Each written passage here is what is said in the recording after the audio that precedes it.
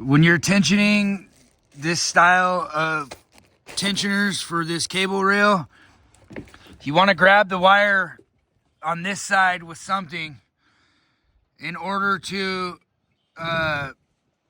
keep the wire from twisting on you while you're twisting this.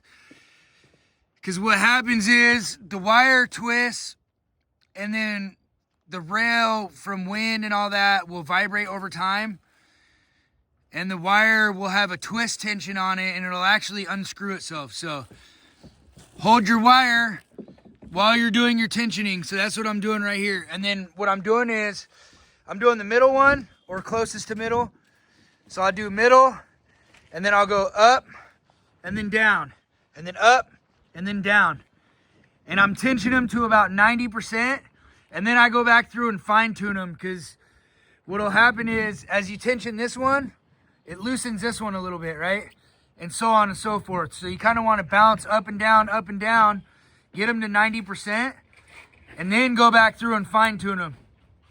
So what Aaron's doing over here is he's pulling as much as he can through the grip side of the tension system, which is just a pull-through piece, and it's a self-grabbing pull-through piece. And he's making sure that that side is properly seated and this side is properly seated. And by that, I mean that this hardware is all the way in the hole. It's not like hitting the back of the post or something on the other side and then they're crooked. And he's pulling whatever he can out of it. And we have an industrial tensioner for super long runs, right?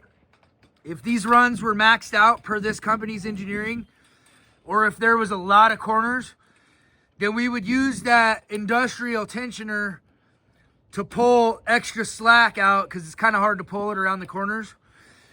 And then we would go through and start tensioning these, right? When they're these short runs like this, you can pull enough tension out of these just by holding the piece of hardware and grabbing it with vice grips and pulling it through, right? So there's some little tips for you for tensioning this style of tensioner for these cable rails.